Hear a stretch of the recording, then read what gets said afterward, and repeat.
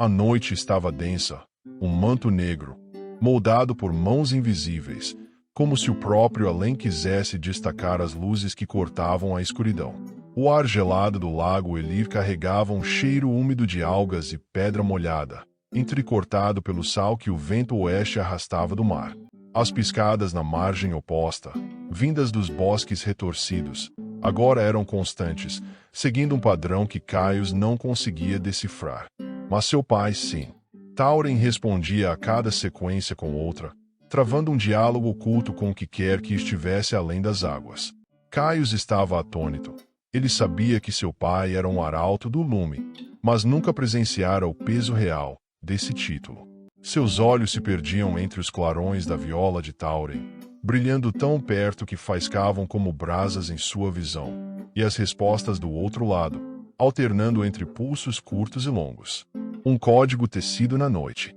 As vibrações da madeira da viola ressoavam no ar frio, moldando a luz como um eco visível. O brilho saltava das cordas em centelhas que dançavam, algumas breves, como estrelas cadentes, outras sustentadas, alongando-se no espaço antes de se desfazerem na escuridão. Cada nota gerava um lampejo. Os curtos, rápidos e discretos, cortavam o silêncio. Os longos, graves e profundos, pareciam carregar um peso que fazia o chão sob os pés de Caius tremer sutilmente. Ele percebeu que não era apenas uma troca de sinais, mas uma linguagem viva, entrelaçada em luz e som, uma melodia pura, um código que só os iniciados podiam decifrar. Caius piscou, os olhos ardendo com o brilho intermitente que tremulava diante dele. Os clarões vinham em ritmos distintos, alguns como batidas apressadas de um tambor, outros como trovões distantes, hesitando antes de se dissipar no vento cortante que soprava do lago. Ele notou o padrão, uma lógica oculta nos lampejos. Primeiro, 3 piscadas rápidas, seguidas de um brilho prolongado, como o compasso de uma frase esquecida. Uma pausa, breve como um suspiro, e então mais sinais. Uma combinação que variava com vida própria, quase hipnótica.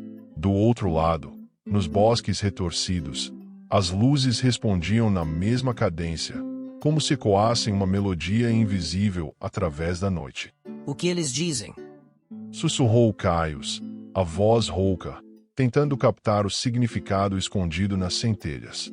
Tauren manteve o olhar fixo na escuridão além do lago, os dedos ajustando os lampejos na viola com precisão cirúrgica. São eles. O barco está oculto.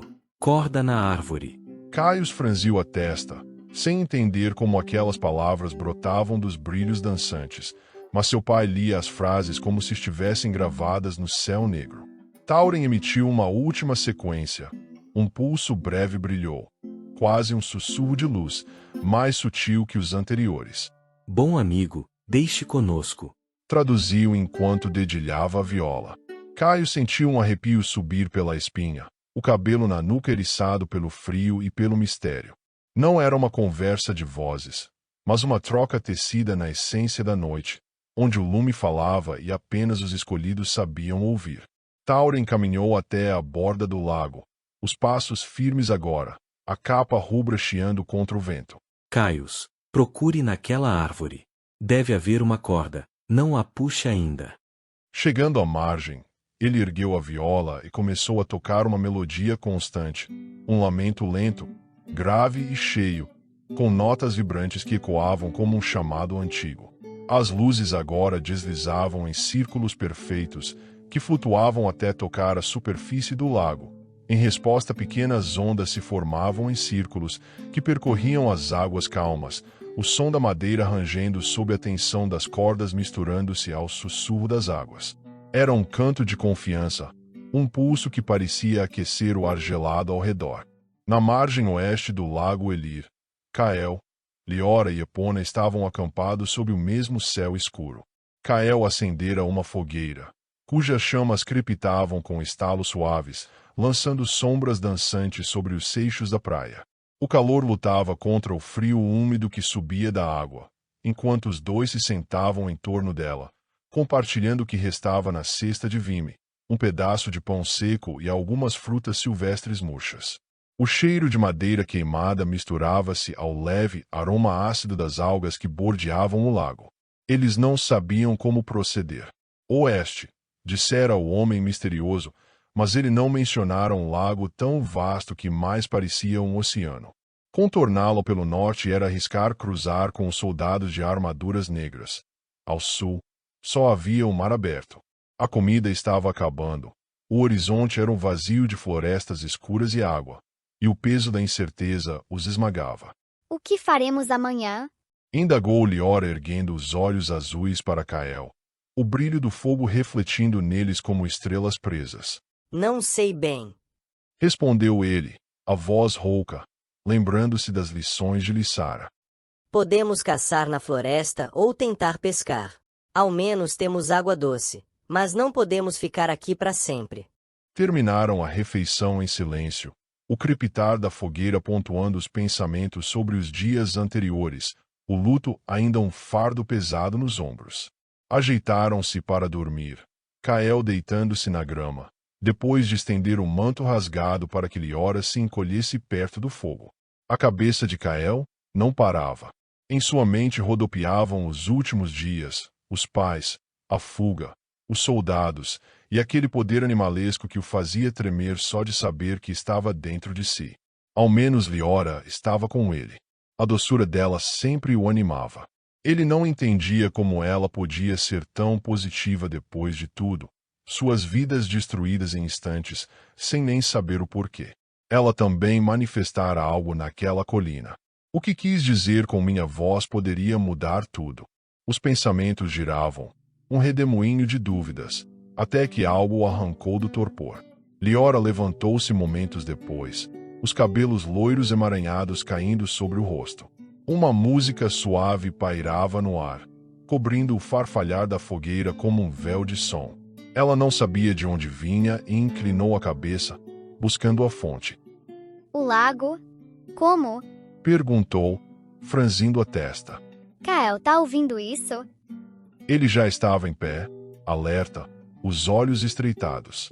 Luzes piscavam ao redor, não sua fogueira, mais além, na margem oposta, e entre os bosques retorcidos. A faca tremia em sua mão, pronta para defendê-los. Ondas formavam-se na superfície antes calma do Elir, o som delas batendo na margem ecoando como um murmúrio ritmado. Liora aproximou-se da borda, os pés descalços afundando na areia úmida, a curiosidade brilhando nos olhos.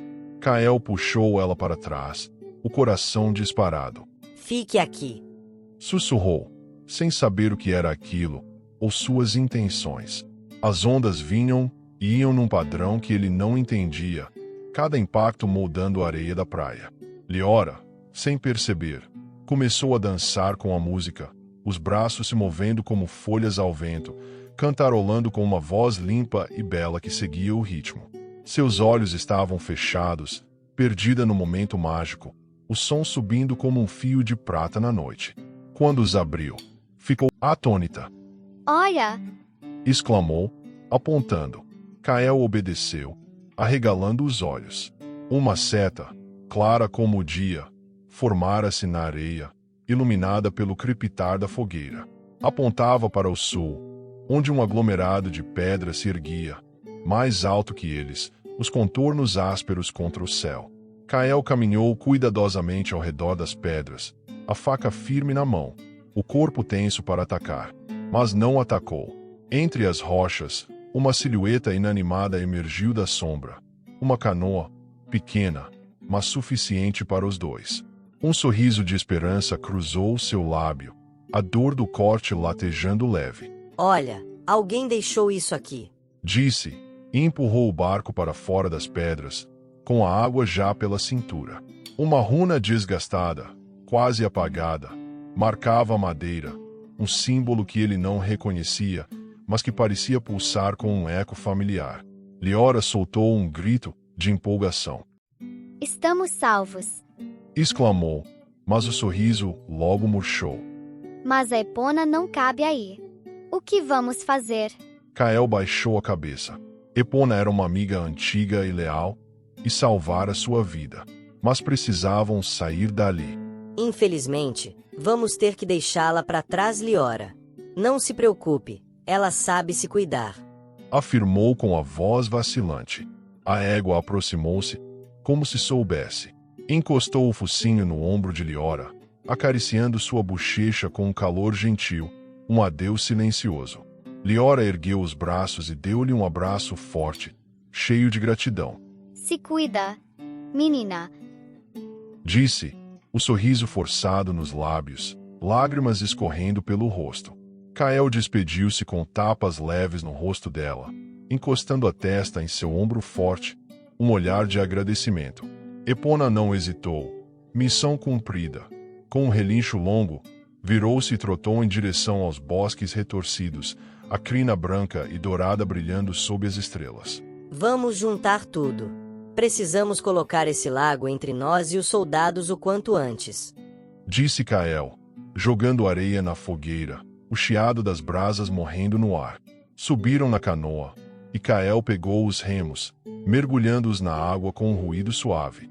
A melodia de Tauren ecoava ao fundo, serena, as ondas ganhando força como se guiadas por ela. O barco começou a deslizar, quase sem esforço, como se guiado por mãos invisíveis, a correnteza puxando-os para o centro do lago.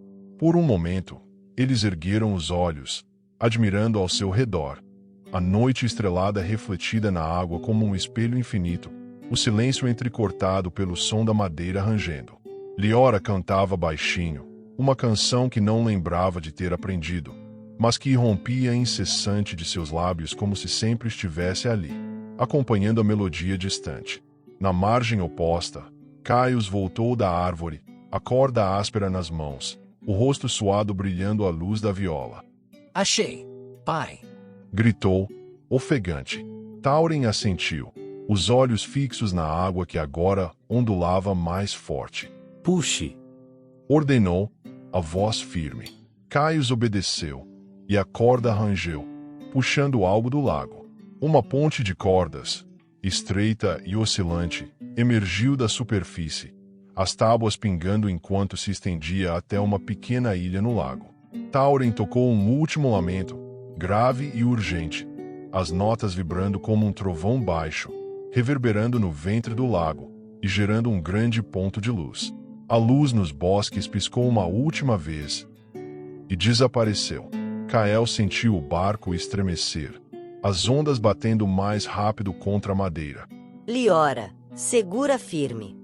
Disse, percebendo que os remos estavam quase inúteis contra a correnteza que os arrastava. No horizonte, uma silhueta de terra se formava, e as luzes da viola de Tauren cortavam a noite, mais próximas agora. O som do lamento cresceu, entrelaçando-se ao cantarolar de Liora, uma melodia pura que fluía dela como um rio. E o lago respondeu, as águas rugindo com um eco primal que Kael sentia nos ossos.